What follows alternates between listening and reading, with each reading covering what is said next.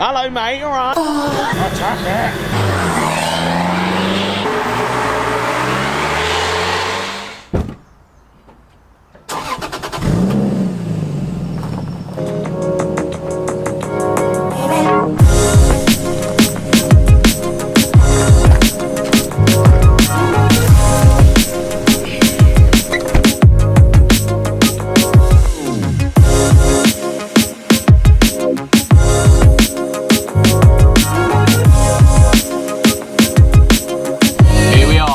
Garage. I think it's time for some breakfast.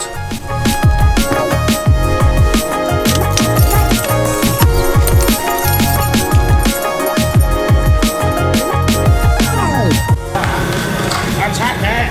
Attack it! Oh, now we're watching, you won't do it, yeah? You've got stage fright.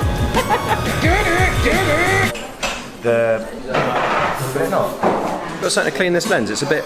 It's from last night. What the hell have you been doing to this? Is that better? Is that actually clear now? It's still got a little mark on there. It's feeding time for Jamie. We've managed to get very close. Also found lesser spotted hobo. Hey, you're live on 5. How's your coffee? My coffee. Yeah, but how's it got sugar in it? Golden brown.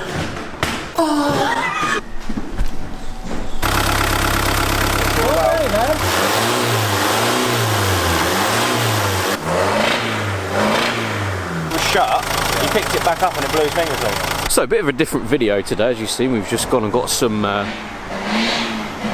yeah, that's what we're filming today. Basically, I've never really done some diesel content. I know this isn't the be-all and end-all diesel vehicle. There's an L200 in here. They put a manual pump on. They've just put a new head on as well. We're actually going to tune it today. So I've never really done any diesel tuning, so it's interesting for me to watch this. Let's get inside and let's see this thing go. Look how much extractor's on. Look how much stuff is coming out of the workshop there. An extractor that goes out the exhaust, and they have an extractor at the back as well. So it's actually funneling all of the dieselness.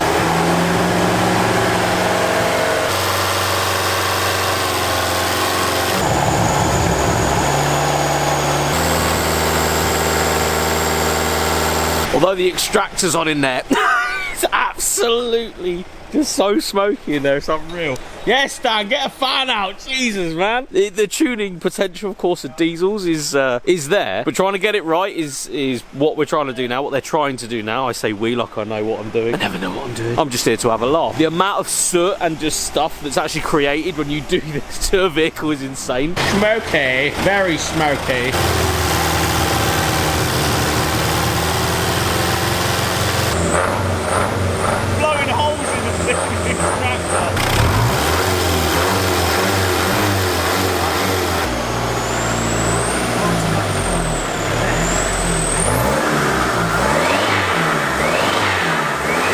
As we fully put the extractor on, because it has got horrendous in there.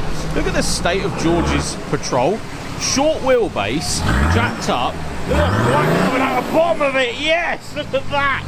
How sick is this thing? Like, lifted tyres, wide arches, mad bumpers on it as well. It sounds epic as well. I love the sound of it with this quite frankly ridiculous front bumper on it. Give it another one then. Rev her up, come on. Yes, that's sick, mate. I like it. Maddest Patrol I've seen, except for the ones in, you know, Dubai, which are like million horsepower and do wheelies. So George, I was going to let the people on the other side of the camera know exactly what's happening, but I don't know what's happening.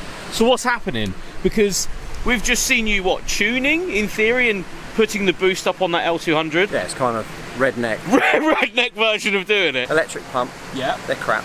Yeah, no good. No one needs that. Absolute bullshit. Yeah. So we've put an old Pajero 2.5 pump on it. Right, which So is manually operated. We're converting it to a full manual fuel system. So all it did was give the fuel screw a little tweak, just the timing a little bit. And then create more boost in the process. Yeah, it's got a variable geometry turbo on it, which isn't ideal because they're vacuum controlled. We're not running an ECU anymore, so we're going to have to set the vanes in a set position, the right amount of boost for reasonable performance. Not ideal, but it works. Without spending a ton of money. Because a Pajero manual pump is a little bit cheaper than buying some ridiculous thing. Right, Dan? Yeah, Dan's in there like doing stuff as well. I've never... On a Saturday. Rude! Rude! In a minute, we'll do in the top of the pump, there's some more stuff that we can adjust. So we'll do that in a minute as well. What do you reckon you'll get out of it now? 30, 140. That's quite a big jump though. just for manual pumping and pushing everything up. Pretty impressive. Like that used to have an electric pump on it. Oh, it did? It did. And you've, hello mate, alright? I got a pump. Can't remember the model number. It's made by Zexel. We converted it from an electric pump to a Zexel 6-cylinder manual pump, and then we give it a bit of a tune-up. Not quite there at the top end, so we've got a bigger plunger for the back of the pump. Well, we can follow this for the channel if you guys would like to see more content on something like this or something like that, because you're doing it, so why are we not here? He's breaking your thing there, mate. That's rude, isn't it? You need that. We need that for exhaust fumes. Absolute rudeness. Yeah, now you have bits of an extraction hose instead. Now, the best thing about this L200, of course, rear wheel drive. Can you imagine something with a little bit more poke, a diesel with some serious poke maybe, with nothing over the rear end, no weight over the rear end, some big chunky tyres, and it being rear wheel drive? That must be hilarious to drive when it's fixed and, you know, fully boosting. I bet it's gets pretty hard, right? Novice when it comes to stuff like this. Complete novice, is that Complete novice? Call yourself yeah, novice. Novice. What? Pump. This goes round. That actuator, because it's a variable geometry turbo, Yep. has a vacuum controlled actuator.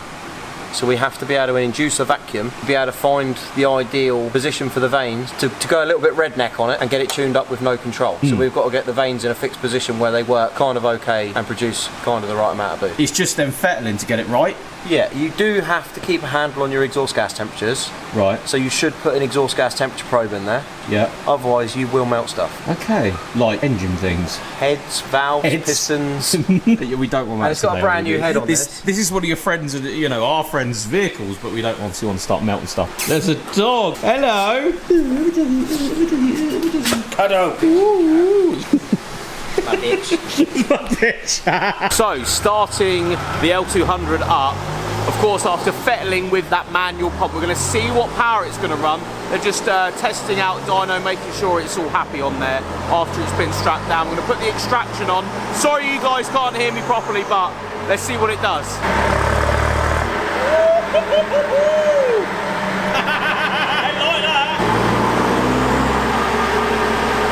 So, noise in the background. They're just going to do a bass line to see how the truck's feeling after the fettling that they have done. See what sort of things we can see. Loving this pipe work here, going straight out up there and outside.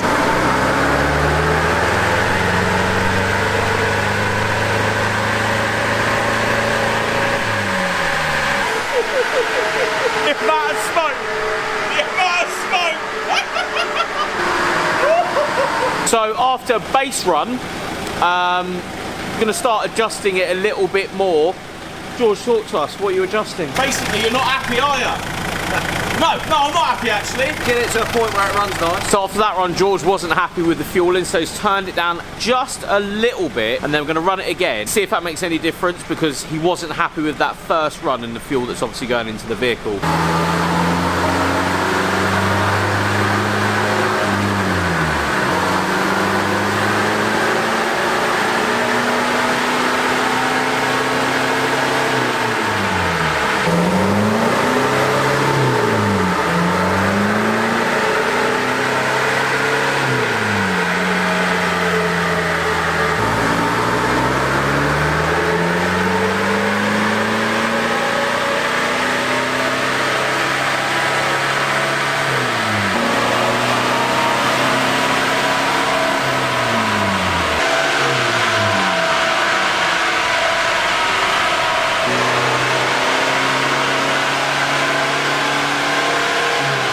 Just talking to the guys then, we're actually just checking how much black is coming out of the exhaust. Of course the extractor's on, it's taking the exhaust out just up here next to the front of the shop, and it's starting to level out quite nicely. There's still a bit of black and then it's, you know, clearing out. George is probably after less black coming out of this.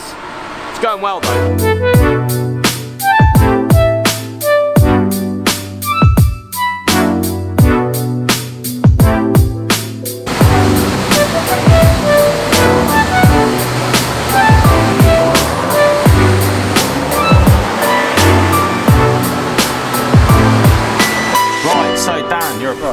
Talk to me. Here we are, this is our base start figure, so we've got 88.9, 234.71 foot-pound of torque. bit of tinkering and tankering around, 117.4 and 275, so it's improving. So that's not bad. No, it's not bad going. Right. Just from tinkering, just turning screws, playing with it. Nice. We're now going to put on a standalone electric boost control because these run a VNT or a variable geometry turbo. Yeah. We're manually controlling that at the moment with a vacuum control. Right. Which is what we've been seeing in the cockpit. Yeah. So this is why you're seeing the turbo coming in slightly differently. See, this one's quite smooth up and over and across. Yeah. Obviously, where we've turned the fuel in that up, we're getting quite a ramp up, but then trying to keep the boost on. As you can see, it starts tailing off around the 3,000 RPM mark. So with the electric control, we're hoping to keep the boost just that little bit longer, just to make a smidge more in the power. And then once we know we've got a bit more control on it, we can then maybe add a bit more fuel and see if we can get it closer to sort of like 125s, 130 mark. Which, considering these only started really with 95 from the factory, so yeah, 90 horsepower. That's quite a big jump. 40 horsepower nearly. That's quite a lot. And what? Probably we're talking 50, 60, 70 foot-pound. Yeah, easily. That's a lot. That's big numbers considering. Again, there's no weight over that rear end. If we can get the torque up into the sort of like 290s, as close to the 300. Doesn't sound massive compared to modern day stuff, but if you think 2005 when this come out, and what it's in, which is again something with no weight here, it's going to be a handful. It's going to be fun.